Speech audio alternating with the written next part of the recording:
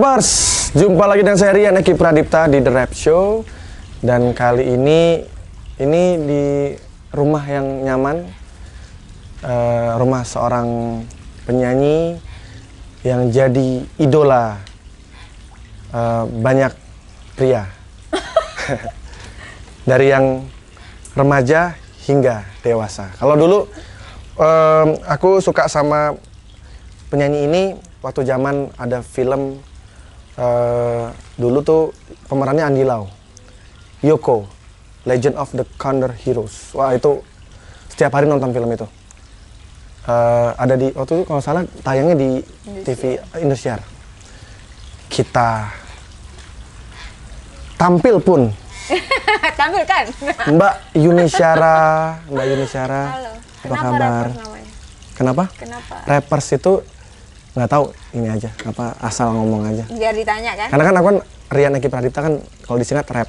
Oh. Jadi kalau biasanya kalau kayak slang kan slankers. The Massive kan fansnya Massivers. Jadi kalau untuk Rian yang nonton acara ini rappers. Oh. Ya. Tapi sukses lah. Jadi orang nanya. Mbak Yuni apa kabar? Alhamdulillah baik. Selamat baru dari single ya? Rilis single yang kesekian. Yang kesekian. Kalau dihitung-hitung sudah berapa lagu yang sudah Mbak Yuni Syara nyanyikan ya? Yang udah direkam? Kalau dinyanyikan lagu lama aja hampir 400, lagu lama ya, lagu 400. lama. Itu ada era 60, 70, 80, 90. Oke. Sampai 2000. Jadi kalau lagu yang baru, lagu baru itu lagu yang memang benar-benar yang relatif baru Grass itu waktu awal rekaman. Jadi ini kan aku pas di tahun ini 30 tahun berkarya nih. Jadi 30 tahun menyanyi. Jadi waktu SMA itu album pertama lagu baru. Lagu baru. Itu musisinya tuh Erwin Gutawa, Indra Lesmana. Yeah. Jadi genre musik awal itu masuk agak jazz gitu. Itu tahun berapa? Itu tahun 90. 90 ya? Ya, tapi tahun 87 sudah mulai tuh bikin cover fashion, tapi di studio rekaman. Tapi untuk jadi album pertama itu tahun 90. Masih ingat nggak penjualannya laku berapa saat itu? Kalau lagu baru nggak terlalu banyak sefantastik lagu lama sih. Itu kan tahun 90. 91 dikasih lagu lama. Oke. Karena kita itu kiblatnya kan kalau Amerika bikin ini kita bikin. Waktu itu Jason Donovan bikin itu. Nah, produserku dari Billboard Indonesia cobain Yuni nyanyi lagu lama Hilang Permataku. Hilang Permataku. Wah, aku tahu banget tuh lagu itu. Hilang Permataku. Nah, udah rekaman saya ikut North Sea Jazz Festival di Holland, di Den Haag. Nah, itu. Nah, pas pulang dari Belanda kok ada manggil-manggil nama Yuni Syara nih. Udah mulai nih. Mau di pasar, mau di naik beca, mau di mana. Oh, ternyata lagu itu sudah mulai populer, sudah mulai di TV, sudah mulai viral ya. Kalau kata anak sekarang viral. Viral. Ya, sudah mulai tahu. Oh, lagu itu akhirnya. Nah, berikutnya dikasih lagu baru lagi. Nggak jalan. Oke. Kasih lagu lama lagi, jalan lagi. Akhirnya pastilah orang mau cari duit pasti kasih lagu lama terus. Berarti Mbak Yuni itu adalah bisa dibilang salah satu penyanyi yang dari dulu sudah mengcover lagu yang sudah populer ya. Jadi tugas orang tuh dulu suka ngenyek loh, ya. Rian. Orang tuh bilang gini, bisanya cuma nyanyi lagu bekas. Sementara kita lebih PR banget nyanyi lagu recycle itu. Karena apa? Kita harus mempopulerkan lagu yang sudah pernah populer. Kita kalau nggak bikin beda, nggak bikin lebih populer, paling tidak sama lah gitu loh. Dan itu berat bikin lagunya. Kita kan ditandemin terus. Makanya semakin lama semakin tahu nih mana penyanyi mana yang boleh saya cover, mana yang tidak, gitu. Dan jujur Mbak, aku tuh tahu Hilang Permataku tuh aku taunya lagunya Mbak Yuni loh. Nah, itu tugasnya kan. Nah, jadi kalau misalnya kayak lagu Ku Cari Jalan Terbaik misalnya lagu Pancoba. Begitu nyanyinya agar tiada penyesalan dan air itu Panca. Tapi kalau orang udah nyanyi agar tiada penyesalan itu udah pasti ikut versiku. Jadi itu tugasku. Nah, setiap menyanyi lagu cover saya nggak mau dengerin penyanyi asli. Jadi begitu masuk studio saya suruh operator nyanyi. Itu supaya bikin beda. Itu salah satu tipsnya ya untuk Salah bisa. satu tipsnya untuk menyanyikan lagu supaya tidak sama dengan penyanyi asli. Jadi nggak kebawa sama Tidak versi kebawa. aslinya. Terus ada penyanyi-penyanyi yang kita nggak bisa cover tuh kayaknya. Siapa Mbak yang paling susah di cover lagunya Etikus siapa? Endang. Oke. Etikus Endang, Vina Panduwinata. Kalau perempuan ya, itu. Makanya saya pilih laki aja. Laki itu lebih aman, artinya akan pasti beda, gitu. Pasti akan beda. Terus rentang waktu yang belum pernah dibawain seberapa lama itu bisa saya perhitung. Biasanya kalau milih lagu cover sukanya lagu yang lama banget, yang memang jauh banget umurnya Jadi atau? udah pernah cover tahun segini. Waktu kita masih ada produser, kita nggak punya pilihan tuh. Cuma dikasih pilih 25 lagu, pilih jadi 10. Ini jadi 10. Tapi eranya, saya pilih deh era 80, misalnya era tahun 80. Oh, ada Arianto, Is Haryanto, Rinto Arahap, ini nih, misalnya gitu. Terus eranya di sini, eranya siapa? Ernie Johan, Teti Kadi, dan kan macam-macam gitu. Kita pilih aja, kita sortir nanti di situ. Nah, ini kan lagi marak banget nih Mbak soal cover-mengcover. Jadi di era yang digital serba bebas ini banyak juga ya YouTubers yang mengcover lagu-lagu orang juga, bahkan dia tidak izin juga sama pencipta lagunya. Nah, sempat dibahas juga sama Mas Pongki Baratan. Mungkin kalau Mbak lihat Twitternya Mas Pongki itu dia sempat membahas cukup dalam lah tentang betapa pentingnya hak moral. Ya, beretika. Ya, beretika. Dan nah, aku mau nanya, kalau zaman dulu untuk mendapatkan izin dari pencipta lagunya itu gimana? Apakah Mbak emang asal rekam aja? Enggak atau dong. Saya nggak dengan berani. proses minta Saya izin juga? nggak berani melakukan kegiatan untuk bernyanyi saya tanpa seizin pencipta lagu. Walaupun saya nyanyi lagu recycle ya, lagu benar-benar saya harus berizin karena mereka ada yang pakai publishing, ada yang langsung. Orang-orang lama banyak juga yang langsung. Tapi sekarang kayak misalnya ada Musika, ada Aquarius, apa segala macam, saya bisa itu ke situ. Lebih mudah sebenarnya kalau orang pakai publishing. Tapi kalau yang pribadi jauh lebih sulit. Karena moody kan, orangnya moody gitu. Jadi belum tentu mau ngasih lagunya juga kan? Kadang-kadang gitu. Kadang-kadang ada yang gini, saya mau nyanyi lagu ini, boleh Yun, tapi semua lagu saya, kan saya pusing. Jadi nggak ngambil gitu. Jadi misalnya lagu kalau misalnya dikoordinir namanya publishing itu dikoordinir sama satu lembaga yang mengurusi lagu-lagu tersebut, kita akan lebih mudah. Kita ada aturannya, harganya sama, dalam rentang waktu yang berapa, kita ikutin gitu. Karena kita bisnis apapun tuh lebih baik beretika gitu, beretika. Jadi kalau ditanya, saya penyanyi lagu cover yang berizin, yang legal gitu. Karena apa? Karena saya harus menghargai penciptanya, para penciptanya. Jadi ada dua nih sekarang, Rian. Kalau misalnya kita lihat di YouTube orang mengcover, ada dua. Satu kalau lagu tidak populer, dinyanyiin sama si pengcover, bisa menjadi populer, dia terangkat popularitasnya, dia nggak akan komplain dengan itu. Tapi kalau misalnya ada lagu yang misalnya merugi, kok dia lebih untung, misalnya dia udah dimonetize, otomatis duitnya lari ke situ, dia akan merugi kan, gitu. Itu biasanya yang komplain. Jadi kita kayak lihatnya kayak 50-50. Satu lagi misalnya ada lagu, ini lagu yang populer misalnya ya, lagu populer misalnya lagi hits banget sekarang. Terus nggak taunya ada dikoploin. Gara-gara lagu koplo itu, lagu ngetop dikekatrol jadi naik lagi. Nah itu kita lihatnya kan gitu. Kita mau menyalahkan yang mana atau kita beruntung ada itu gitu. Jadi sudut pandangnya memang kita mesti lihat dari sudut pandang masing-masing gitu. Sejauh dia akan menguntungkan, dia nggak akan itu, dia tidak akan komplain. Tapi kalau misalnya dia merugi, dia akan komplain. Tapi sebaiknya kalau kita melakukan kegiatan musik biar sama-sama enak, ada enak di kemudian hari dan lain-lain. Kalau nggak suka digituin, jangan gituin. Sebaiknya kita berizin. Berizin ya. Jadi harus meminta izin langsung ke pencipta lagunya. Dan sebenarnya nggak sulit gitu loh. Sempat ada kasus ini sebenarnya cukup heboh waktu itu pas zamannya Mas Is Pusakata. Itu sempat, bahkan dia sempat bikin video juga tentang keberatan ketika ada lagunya dia di cover dan tidak minta izin sama dia. Tapi yang views lebih banyak dari versinya Mas Is. Nah itu sebenarnya jadi isu yang akhirnya jadi orang jadi mikir semua gitu. Jadi memang betapa pentingnya ketika kita menyanyikan lagu orang, apalagi direkam secara profesional ya, serius. Maksudnya Serius, ada video tapi klipnya. seolah-olah walaupun dia seolah-olah kayak cover biasa Ya. depan piano, padahal direkam serius. Direkam serius dengan editing yang bagus, bahkan dengan video klip yang niat. Itu niat itu sih kalau saya. Kan sekarang udah banyak kayak gitu ya, maksudnya orang mengcover lagu bener-bener niat banget gitu, sampai klipnya tuh udah kayak klip beneran gitu. Padahal dia kalau berizin juga mungkin nggak semahal yang dia bikin klip ya, mungkin begitu. Tapi itu masalah bukan masalah uang itu, tapi kita menghargai. Kita lihat memang gimana ya Rian ya, kadang-kadang orang lama itu agak beda sama yang sekarang gitu, anak-anak. Nah bedanya apa Mbak? Bedanya itu Bedanya apa? ya, kalau mungkin dulu lebih ngajeni ya, ngajeni itu lebih menghargain gitu. Kita kayak Rian perhatiin ya, kita lihat sama senior di mana sih, kita pasti akan samperin dia senior kita hargain dia gitu, kita salam gitu. Sekarang kan enggak, banyak yang enggak.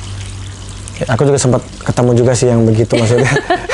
Tapi followersnya gede banget gitu. Tapi buat saya kan kita nggak penting bukan apa-apa ya, maksudnya mungkin followers mau penting atau enggak. Terus apakah kalau kehilangan follower dia jadi mati? Enggak juga kan, bukan itulah sebenarnya kita hidup kayak gitu, tapi itulah hidup, pilihan itu begitu, boleh memilih di situ, dia nyaman di situ, tapi kita kalau kita menghargain orang mungkin suatu saat kita juga akan dihargai gitu. Ya, mungkin ya tidak bermaksud untuk merasa senior ya, tapi memang di zaman itu memang kita hubungan musisi itu begitu loh, coba lihat kita gimana, kita segan banget gitu loh kalau misalnya apa-apa gitu, segan, terus kita gimana hormat apa-apa segala macam gitu. Kita nggak pengen posisikan itu, tapi karena kita tahu diri, makanya aku kemana-mana gini, kita tahu diri bahwa nggak semua orang itu kenal kita gitu. Kita kan nyaman gitu loh, ya kan? Jadi nggak sombong, nggak kepuguhan gitu bahwa orang semua tahu kita. Iya. Emang semua orang merhatiin kita kan enggak? Mbak, kan Mbak Yuni kan udah 30 tahun ya di industri musik. Kalau aku baru 2007, berarti 13 tahun di industri. Keren banget tapi kan kamu. Di industri, amin. Pasti kan Mbak mengalami yang namanya dinamika sebagai musisi ya, pasang surut. Ya pernah mungkin kehilangan jati diri. Ada di level yang begini, tapi di sini. Nah, menurut Mbak Yuni, apakah musisi sekarang sudah bisa dijadikan profesi? Kalau zaman dulu kan gini, mungkin 20 tahun yang lalu atau 15 tahun lalu banyak orang tua yang menganggap musisi itu bukan satu hal yang masa depannya dilarang, iya, gitu, masa depannya nggak jelas. Lu mau dapat duit dari mana lu jadi musisi? Iya. Nah, menurut Mbak, apakah di era sekarang sudah bisa menjadi pekerjaan yang digantungkan? Maksudnya kita bisa menggantungkan hidup dari musik? Jadi zaman dulu itu kenapa orang tua itu? Karena orang tua itu stigmanya itu dokter Andes, dokter, insinyur gitu ya. Karena dia lebih menjamin anaknya nanti kalau menikah dengan itu akan lebih terjamin. Karena apa? Memang tidak bisa dipungkirin yang namanya musisi seniman itu penghasilannya memang tidak pasti. Tapi kalau dia tahu pasti sekarang hasilnya banyak, kalau perlu kawin sama musisi dan seniman. Itu berubah, kehidupan itu kan berubah gitu loh ya. Tapi sekarang orang berlomba-lomba anaknya kalau bisa ikut ajang ini, pemilihan ini, orang tuanya yang lebih gimana supaya anaknya jadi menang atau tidak gitu loh. Tapi balik-balik semuanya boleh milih gitu. Jadi kamu tadi pertanyaan kamu justru pertama yang 30 tahun saya bermusik. Terus sebelum pertanyaan ini apa itu ya? Apakah menjanjikan profesi sebagai musisi? Oh iya. Sekarang di era sekarang. Jadi gini, kalau pasang surut tadi kan nanya kan, ini kalau menjadi musisi pasang surut, nggak usah penyanyi, pengusaha juga gitu ya? Pasang surut. Jadi nggak usah, jadi gini nih ya, orang ngadep hidup tuh kadang-kadang misalnya, waduh dia nggak punya, ya wajar lah, kadang punya kadang enggak, itu wajar banget. kita hidup itu kadang punya uang, kadang nggak punya uang. Nggak perlu dimasalahin, nggak pusing, toh nggak makan dari sini, dan nggak juga nggak ngerepotin juga pas lagi kita nggak punya uang gitu loh. Jadi nggak usah takut dengan kita yang lagi naik turun. Kita kadang-kadang itu kehilangan jati diri, kita lagi nggak tahu nih mesti ngapain, gue mesti ngapain gitu. Makanya kalau kita nggak jadi kepedean dan power itu mungkin nggak terlalu ribet dengan hal-hal kayak gitu. Kalau kita ribet dengan itu, mikirin apa kata orang, pusing hidup kita. Jadi, tapi kalau dijadikan, apakah ini sudah bisa jadi patokan hidup? Aku sudah menjanjikan, sangat bisa. Sangat bisa. Ya? Tapi kamu harus pakai manajemen juga. Oke. Ya kan? Duit kamu punya uang, tapi kalau kamu nggak bisa manage dengan baik, misalnya kamu habis juga, selesai juga. Jadi perhitungan finansialnya juga harus benar juga ya. Iya, artinya begini, artinya kalau misalnya yang laki-laki, oh iya ya, suatu saat aku menikah berarti apa yang aku perlu dulu? Berarti kan, oh misalnya kita ini rata-rata yang seniman penyanyi, orang-orang populer, bukan dari keluarga berada. Jarang banget yang orang berhasil dari keluarga berada. Akhirnya kita merintis, setelah merintis, apa duluan? Sekarang kita udah mulai pintar mikirin apa? Oh, mulai nyicil rumah dulu, ya kan? Nyicil rumah karena apa? Suatu saat punya pasangan hidup, nanti punya anak, sudah mulai gitu, sudah mulai nanti asuransi buat anak, itu berarti kan manajemen hidup sebenarnya. Itu aja sih sebenarnya. Tapi kalau pasang surut wajar, nggak cuma menyanyi. Tapi kalau dijadikan patokan atau ini jadi andalan hidup ke depan, sudah bisa banget. Mbak, ini kan ada anggapan nih, kalau penyanyi cewek itu bisa lebih mudah artis cewek lah, lebih mudah, lebih gampang kayaknya daripada musisi pria. Mbak setuju nggak dengan itu? Nggak juga. Kalau penyanyi sendiri, ini gini nih, kalau penyanyi sendiri dia bisa gini, kayak misalnya Rian misalnya. Rian ini punya grup band, otomatis kamu harus berbagi dong duitnya dengan teman-teman di grupmu. Beda dengan kamu nyanyi sendiri, itu aja udah beda. Nah, genre kamu nyanyi di lapangan. Gila loh kamu tuh, nyanyi lagu kalem tapi di lapangan bisa masuk 13 tahun. Itu udah gila. Nah, kamu harus berpikir kan lagi, gimana caranya memperpanjang showku. Berarti kamu harus merambah gedung dong. Ballroom dong. Lagu apa yang bakal kamu bikin, kamu mesti udah tahu dong. Kamu akan kutik lagu Recycle kamu. Karena kamu mau memperpanjang karirmu di situ. Salah satunya itu Pergilah Kasih sih yang kemarin aku. Kamu mesti cari lagi kan nanti kan. Nanti lagi kamu cari lagunya perempuan. Yang kamu bisa bawa nanti gitu. Malam gitu. Misalnya kayak gitu ya. Jadi yang perempuan itu bisa digituin. Jadi kalau misalnya ditanya perempuan lebih gampang. Oh iya, perempuan memang looknya lebih gimana ya? Bukan apa-apa. Bisa lebih. Kalau penyelenggara itu kan pengennya perempuan yang bisa entertain, yang bisa ini. Iya. Kalau misalnya dia nggak entertain, mungkin sekali, 2 kali. Tapi begitu, semua acara itu intinya adalah kliennya terhibur, happy. Semua senang, pengen disapa, pengen intimate gitu loh. Jadi kalau misalnya kayak saya sih alhamdulillah banget, Masya Allah. Alhamdulillah. Kan rezeki yang saya dapat bukan rezeki saya sendiri. Rezekinya banyak orang di sini. Jadi kalau misalnya saya nyanyi, saya harus tahu diri apaan. Saya dibayar, berarti apa yang saya harus jaga? Casing saya mesti saya jaga, terus tampilan saya mesti saya jaga, saya mesti pinter-pinter ini, itu maksud ketahuan dirian itu. Jadi memang menjaga komitmen dan lain-lain. Menjaga kualitas juga penting banget ya. Iya, semuanya. Jadi diri kita tuh satu casing itu. Jadi kayak misalnya kita bulian, makian, itu bagian kita dibayar itu juga. Ini menarik nih soal bulian, makian.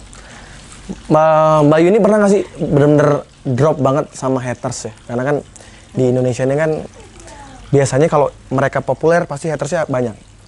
Nah, Mbak pernah nggak sih sampai kayak ngedrop banget lah gara-gara omongan haters? Oh, pernah. Bulian di sosial media dan sebagainya. Pernah, tapi waktu itu belum pakai sosial media. Oh iya. Waktu itu di mana ininya? Ngomong langsung atau? Enggak, waktu itu mungkin waktu saya ini di luar nyanyi ya. Waktu saya pernah deket sama Raffi. Itu habis saya bulian itu. Jadi saya berpikir. Lewat mana, Mbak, ngebulinya? Yang sosial media, tapi saya telat. Tapi begitu saya ada, saya tetap dimaki. Ngerti nggak sih? Nah, itu saya cukup drop karena apa ya? Karena gini, Kalau nggak suka aja. Lo mau bikin bener, lo bikin apa-apa, salah aja pokoknya. Waktu itu kan kita masih nggak bisa terima ya, kayak gue nggak terima itu down banget sih ya kayak gitu. Tapi pada akhirnya semakin kesini saya lihat cuman gini nih kadang-kadang orang itu lihat ini di zoom sebelum ngatain ya, dicari yang paling itu terus di komen. Oke, begitu di komen saya jadi mikir nih, penting banget hidup saya. Penting banget hidup saya. Orang sampai luangin waktu untuk ngezoom terus baru ngatain saya. Berarti berapa sekian detik, sekian bahkan menit ya kan? Dia buang waktu saya untuk ngebully saya. That's aku penting. Penting tuh gedein hatiku. Berarti Mbak Yuni itu sangat penting buat hidup buat orang itu. Buat orang itu. Kita harus mikir gitu. Kita menghibur diri sendiri. Iya. Penting banget ini gini. Oh, ada lagi ngatain dasar nenek-nenek itu bisa ya. Dasar nenek-nenek nggak tahu, udah tahu keriput gini. Oh iya ibu, jawab aja. Iya ibu, saya memang nenek-nenek, saya udah punya cucu, tapi masih lumayan lah ya. Itu abis deh. Itu ibu-ibu yang ngebully? Oh rata-rata ibu-ibu. Waduh. Rata-rata Oke. Dan maksudnya yang sering nonton sinetron mungkin ya? Enggak, ya? Nggak ngerti. Tapi aku pikir gini. Oh iya gini. Jadi satu bentuk bullying. Kadang-kadang orang gini lihat, dasar ini tek taruh lagi. Jadi nggak usah diambil pusing sebenarnya. Karena segitu aja mereka. Kadang gitu doang dibales. Kadang sempet dia gitu. Kalau dia sampai ngezoom sampai dia misalnya kuku kakiku aja di komentar ya. Berarti dia butuh waktu berapa sekian lama untuk gitu jadi ngatain.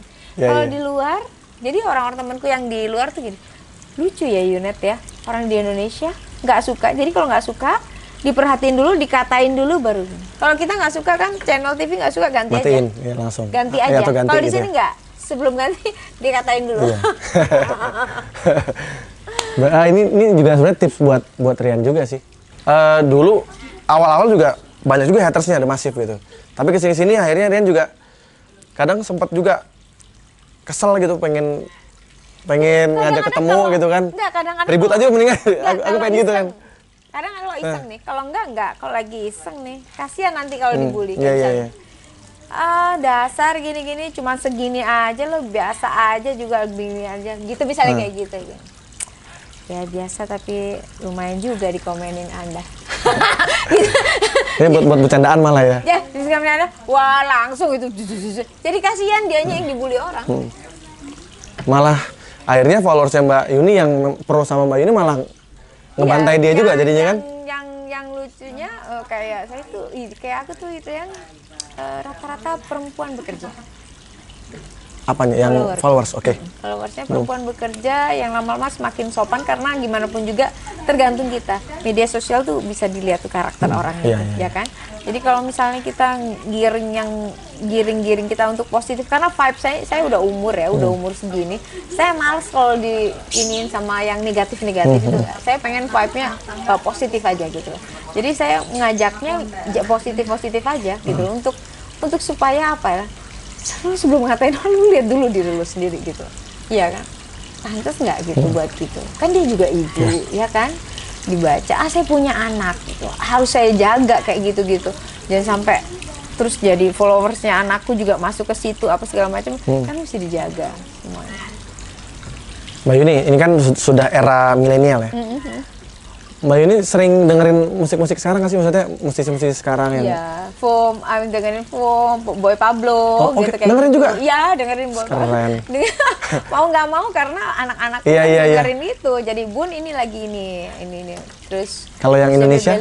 Apa namanya? Kalau yang Indonesia kan banyak tuh musisi-musisi indie yang lagi lagi apa, gede tuh. Iya, apa deh? Kayak jam apa ya yang paling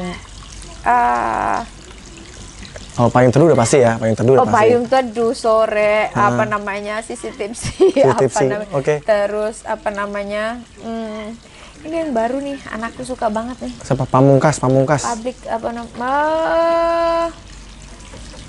Bukan Republik, Public apa ya? Ya lagi kayak gitu-gitulah. Oke. Tapi aku dengar dari anak. Mbak juga ngikutin, maksudnya ketika anaknya Mbak dengerin ini, Mbak juga suka yang gila lagi kayak si apa namanya, Billie Eilish ya coba. Billie Eilish. Itu keren. Itu nyanyi Rian, kayaknya kamu kan nyanyi sesoft itu ya. Dia lebih soft dari kamu. Itu selapangan gitu. Saya masih cari formula. Itu soundnya atau apanya itu gila banget. Jadi sebenarnya musik indie yang mainstream jadi mainstream. Karena aneh sih maksudnya Billie Eilish tuh dan keren sih. Kan selalu dibikin kan, di balik dia itu bikin itu maksudnya apa, lirik-lirik kayak Boy Pablo itu kan, dia cerita tentang ini, padahal cuman kehilangan, dia cuman main games, tentang cerita gamesnya dia, tentang dia ketinggalan dompet, tentang gitu. Sangat personal ya, Mbak. Apa tema-tema yang diangkat. Lucu gitu, tema kayak gitu-gitu itu. Ya taunya dari anak-anak, alhamdulillah jadi. Dan Billie Eilish itu Mbak bikin albumnya di dalam rumah loh. Iya. Sama kakaknya aja berdua kan gitu. Dan dapat Grammy kan? Grammy-nya sampai dapat 5 ya dia. Keren. Ternyata banyak banget ya apa yang bisa Mbak Yunis share di The Rap Show kali ini. Mbak kan baru rilis single ya, bukan album, single Benci Untuk Mencinta. Apa yang bikin Mbak Yuni milih lagu itu? Dan itu aku juga suka banget lagu itu, suka banget. Naif, lagunya Naif. Jadi ada beberapa lagu nih aku pilih nih. Terus kenapa pertama ya itu harus lagu cowok yang dipilih, terus rentang waktu berapa lama, terus belum ada perempuan yang nyanyi. Itu dulu. Setelah itu lirik mesti ku perhatiin juga. Dimanapun juga Indonesia suka masih melo-meloan gitu, yang galau, ambiar yang gaya gitu. Terus udah gitu anak-anakku, aku mesti ke situ. Pas denger itu mereka nyanyi, teman-temannya boleh nyanyi, udah sekali aku urus aja lah di situ. Aku bilang David dulu, bilang pencipta sebelum diurus ke publishernya mereka. Aku tanya mereka, kalau misalnya aku bawain kalian berkenan nggak? Itu aku mesti tanya ini. Terus mereka oke. Terus aku baru urus. Begitu boleh aku urus, aku udah ngurus musik. Jadi itu juga ada beberapa nama sampai akhirnya berjodoh sama udah Dences, nggak ada deh. Ini lagu mesti vintage, mesti begini, tapi aku banget gitu. Dan akhirnya yang ngerjain musiknya Denny Casmala ya. Si ini ya. Hah? Si Pel itu loh. Simpel itu. Si Pel titik-titik R itu. Nah, ini dia salah satu musisi yang jenius sih. Dia jenius, dia industri, dia tahu dia tahu kemampuan yang akan direkamnya itu, dan dia sangat adem, bersilaturahmi dengan baik. Vibe-nya positif gitu. Dan lagunya dia lagi naik lagi nih. Setelah belasan tahun lagunya Reza yang berharap tak berpisah. Itu lagunya dia? Iya. Lagunya Mas Den, makanya dia lagi nyayur lagi nih, karena kan streamingnya naik lagi kan, setelah gara-gara itulah rezeki ya. Iya. Mana kita juga emang sudah pasti dari Tuhan. Kapan waktu biar dia ngatur. Dan akhirnya juga aku naik turun itu, kira kamu bercerita naik turun, mana dia duga? Iya. Dan akhirnya aku juga belajar juga ternyata lagu itu nggak ada usianya, panjang gitu maksudnya. Lagu itu nggak ada usianya. Jadi memang benar-benar kapanpun bisa balik lagi, hits lagi. Jadi ya akhirnya aku pikir ya udah berkarya aja terus. Nggak usah mikir. Jangan mikirin itu laku apa enggak, gini-gini kamu gini. Tapi di titik rendah kamu pasti lagumu paling keren. Nggak tahu, aku nggak ngerti. Kamu udah industri ya? Udah pasti bikinnya, udah pasti Rian aku minta lagu kayak gini kamu bikin gitu. Udah begitu atau enggak? Atau aku kamu nunggu mood kamu gitu terus harus? Tergantung, kalau misalnya untuk lagu untuk orang lain ya aku harus ngobrol sama si penyanyi, mintanya seperti apa. Cuma kalau untuk lagu yang untuk The Massive, aku sih bikin aja sebenarnya. Karena kan sudah ada Bu Acin yang ranah ENR-nya kan dia yang memilih lagu, apakah ini lagu jadi hits atau enggak gitu. Kalau aku jujur bikin aja. Cuma memang ketika bikin lagu, aku udah ngebayangin lagu ini bisa dinyanyiin sama banyak orang. Jadi kayak aku bikin Jangan Menyerah. Bentar. Tapi aman kan? Hormat dong. Hormat gimana sih? Marsekal yang lewat. Kalau tuh aku bikin lagu Jangan Menyerah tuh kayak aku udah ngebayangin puluhan ribu orang nyanyi lagu itu. Syukuri apa yang sambil naik ke atas, tangannya ke atas, naik punggung gitu kan. Jadi kan nggak banyak nih penyanyi yang seneng pakai choir. Iya. Itu Dencas tahu. jadi penyanyi. Jadi kayak misalnya aku nyanyi kalau sama Dencas kan aku sendiri yang ngukurin suara satu dia tahu mana gitu. Dan nggak banyak penyanyi yang masih dengan senengkur, backing vokal, nggak banyak. Dan Bang nge-backing sendiri? Sendiri semua. Itu kenapa? Kenapa nggak pakai backing vokal yang lain? Ya enggak, aku kerjain aja sendiri sewarna terus gini terus Dencas juga cepet ngerjain. Oh, iya. Jadi emang prosesnya juga cepet ya? Cepet banget prosesnya. Ya beda kalau misalnya sudah ini ya expert itu pasti cepat biasanya, nggak lama-lama. Tapi aku pernah nervous rekaman albumnya Eros Jarot dong. Oke, itu kapan? Jadi gini, waktu tahun 95 ada ajang BASF Award. Saya dapat penghargaan, dapat 4 platinum lagu untuk Maaf Tidak Maaf. Jadi 2 juta kopi penjualan. Terus di tahun yang sama Return of the Condor Heroes yang Yoko 1,5 juta kopi. Karena dapat 2 langsung, Mas Eros bilang, kamu kalau nyanyi lagu saya bisa nggak ya? Deg-degan saya. Coba. Pelangi gue bawain. Jadi 10 album Pelangi, apa namanya, Malam Pertama. Yang ada di album Badai Pasti Berlalu ya? Gila, malam pertama kalau kebawain keren banget. Bagus, malam pertama apa segala macam saya bawain. Sampai sekarang jalan. Karena dulu 750.000 dianggap nggak laku aku. Sekarang udah gede banget. Kalau zaman Masya Allah, sekarang kan gila. Zaman sekarang sih 200.000, 100.000 aja udah banyak. Iya. Mbak, aku mau nanya lagi, agak mengulang sih. Lagu Yoko itu judulnya apa sih Mbak sebenarnya? Sampai sekarang aku nggak tahu loh judul lagunya apa.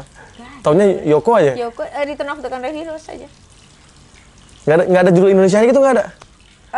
Pendekar Raja Wali kali ya? Itu judulnya? Iya, filmnya. Itu kan filmnya? Sama kayak judul lagu sepuh gitu kayak judul lagunya apa? Ya itu, Pendekar Raja Wali, Return of the Condor Heroes. Ternyata nggak ada judulnya?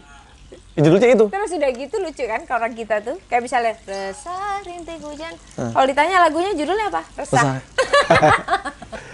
Kalau itu apa ya? Siapa yang membuat gitu? Itu Siapa yang aja? Siapa yang? Oke, Pak.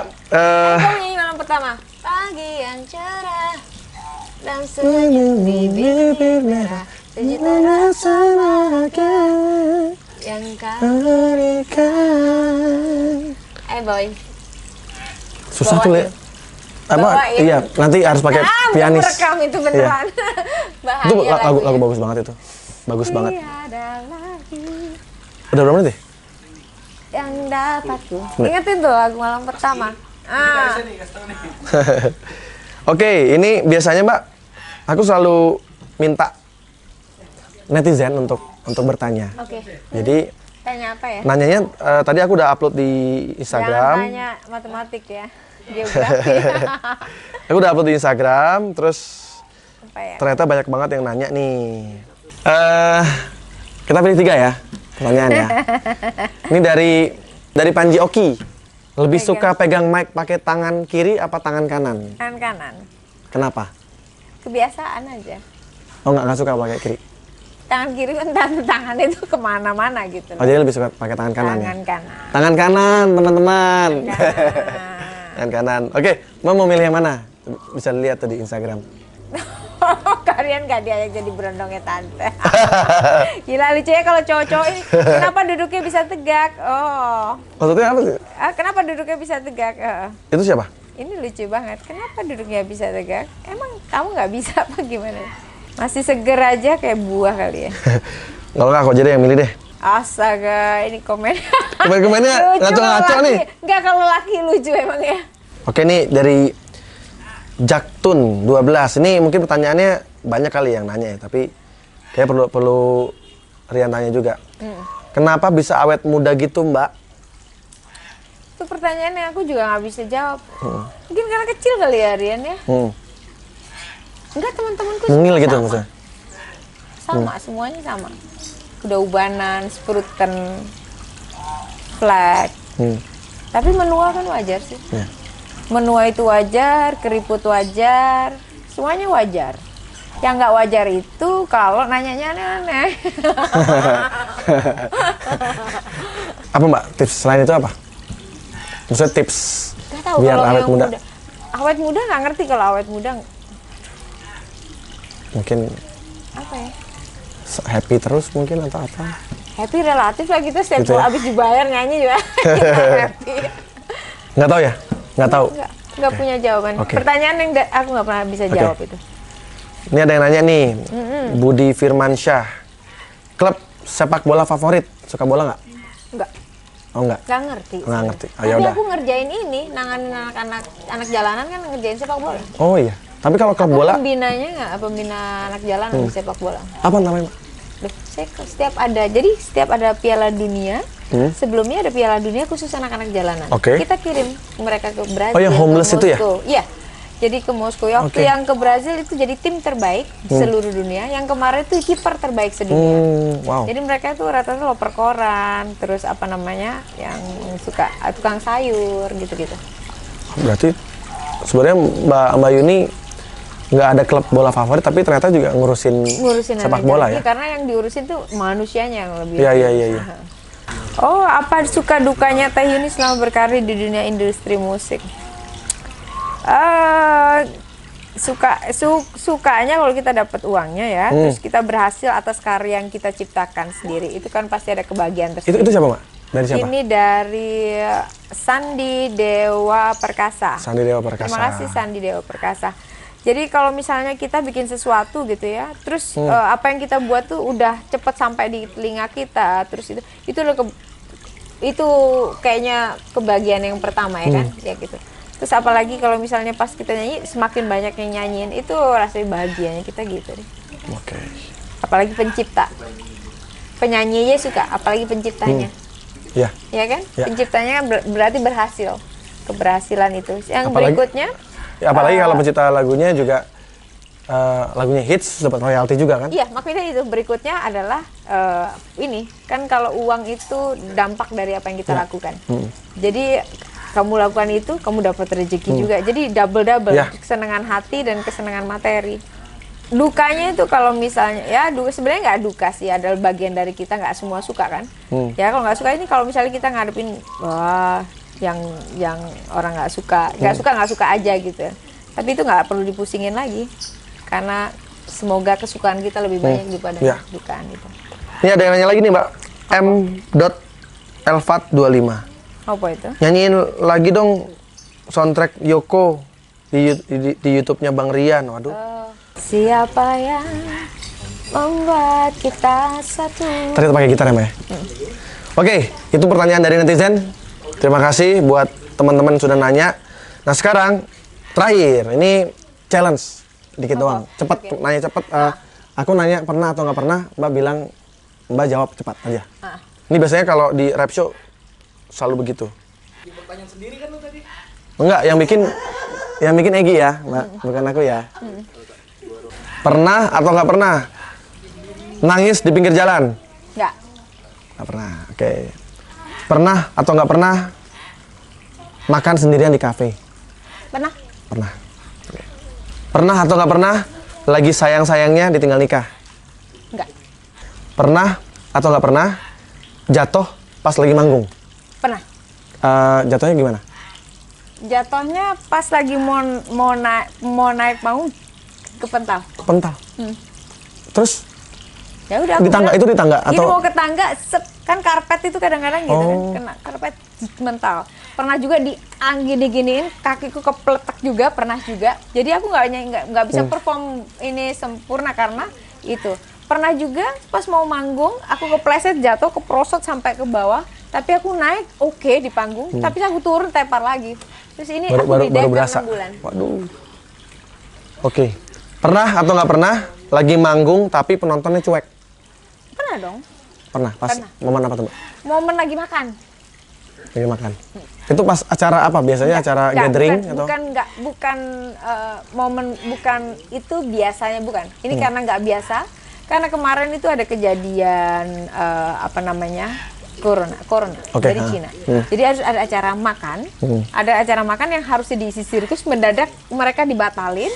Jadi saya harus maju. Agak kerja bakti. Saya tugasin penyanyi itu harus entertain orang, Iya. bukan penyanyi yang berdiam di panggung. Kalau gitu kan taunya karuan aku nyanyi di panggung aja, nyanyi bambu. Kan kita ada nyanyi ngirin makan ada. Tapi kalau harus entertain orang lagi makan, itu sulit banget. Iya, itu aku agak bingung tuh. Mendingan kita Itu nyanyi aja. harusnya berdiri. gimana, Mbak? Enggak, kalau kita nyanyi, orang lagi makan, kita nyanyi aja di panggung. Kita nyanyi aja terus. Kita nggak entertain orang, nggak berusaha gitu. Karena orang itu nggak enak diganggu. Iya. Berarti mendingan kita nyanyi aja ya? Nyanyi aja. Tapi kalau begitu sudah selesai di nomor berapa lah, menjelang mau dessert, kopi saat itu bisa enak banget. Oh, oke. Makanya biasanya aku minta di mana? Aku dimakan nomor berapa nih? 7 sekian udah enak. Nah itu ilmu juga tuh buat para penyanyi karena nggak gampang untuk menjadi penyanyi yang di situasi seperti itu ya, Mbak. Iya. Jadi Kadang kita jadi krik juga kadang-kadang. Kesannya kita kayaknya dicuekin kan, iya, maksudnya. kesannya dicuekin. Jadi kalau misalnya gitu, tahu gitu jangan dipaksain aku entertain orang. Kasih aja aku di panggung. Aku nyanyi lebih banyak nggak masalah. Saya nggak terlalu memusingkan harus nambah lagu berapa sejauh sound enak, band enak. Oke aja gitu. Nggak perhitungan untuk hal-hal kayak gitu. Karena aku juga nggak mau jatuhin diriku sendiri kan. Gitu. Oke Mbak Yuni, terima kasih banyak waktunya sudah mau cerita di The Rap Sukses Show. ini buat The Rap Show. Ini yang nonton bakal banyak ya kayaknya nih. Semoga. Oh ya, sama terakhir banget. Ini kan lagi marak corona nih. Kalau namanya ya Mbak Yuni kan juga pasti ya, seorang ibu juga gitu. Melihat fenomena ini yang sampai ke supermarket beli semua barang, pakai tutupan sampai ketutup semua itu pendapatnya Mbak? Pada akhirnya kita tahu kemana kita berpihak. Jadi gimana Pak? Artinya gini nih. Ini semua kan Tuhan yang buat. Ya.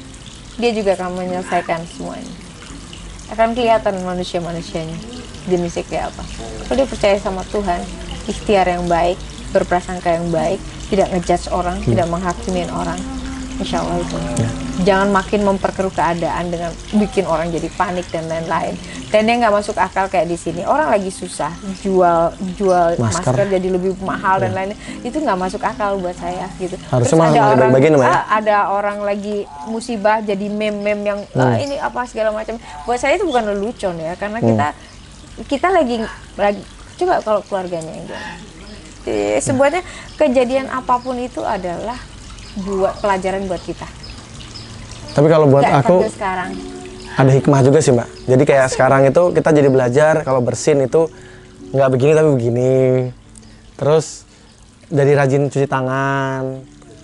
Kalau aku jarang cuci tangan nih Mbak masalahnya. Makanya pas ada isu ini, deh cuci tangan. Ini Ralia yang sering marahin papa ya? Ya saya? Kalau aku rajin cuci Selesai? tangan emang. Ralia suka marahin papa, soalnya setiap masuk kamar, papa suka nggak cuci tangan ya Ralia? Terus megang-megang muka Ralia ya. bilang apa ke papa biasanya kalau misalnya pas papa masuk kamar? Papa cuci tangan dulu. Nah iya, akhirnya jadi sekarang udah nggak perlu dimarahin sama Ralia lagi. Aku udah cuci tangan. Banyak hal kok. Jadi ada positifnya juga ternyata dengan adanya isu ini. Kan pelajaran kan banyak tadi yang aku Iya. sebutin itu kan udah pelajaran semua. Jadi kejadian orang lain adalah pelajaran buat diri kita. Jadi hal-hal yang simpel aja sebenarnya, suruh belajar kebersihan orang, suruh ini, suruh ngapain ini. Itu kalau misalnya hal yang paling. Jadi lebih aware sama kebersihan namanya. Oke, terima kasih banyak sekali lagi Mbak Yuni, sukses sama Sukses juga Bu. singlenya yang Sama baru. Rian. Jangan lupa bawain malam pertama. Ntar aku bilang Bu Acin. Kayaknya Mbak Yuni boleh tuh sekali-sekali ntar bawain lagu The Massive kali ya? Iya. Yang udah agak merindukanmu mungkin kan tuh Oh iya, merindukan. selama aku masih bisa bernafas. Boleh tuh ntar. Kamu nyanyi dong, aku jadi featuring kamu dulu aku coba. Boleh. Nanti kalau pas The Massive Gila banget tuh. konser, nanti aku ajak Mbak Yuni deh. Aku masih bisa bernafas. Hehehe. Oke, sekali sukses untuk single barunya Benci Untuk Mencinta buat teman-teman. Jangan lupa untuk dengerin lagu terbaru dari Mbak Yuni Syara di platform digital kesukaan kalian. Benci Untuk Mencinta Yuni Syara. Oke? Thank you. Dadah. Siapa yang merubah hatiku? Siapa yang membuat kita satu? Selalu menyatu beban kecewa, tak pernah ragukan berakhir. Siapa yang membuatku pilu, kembali datang masa lalu. Semakin dalam gejolak jiwa, benci dan cintaku menyatu. Keren deh. Kira-kira gitulah. Ya. Dadah.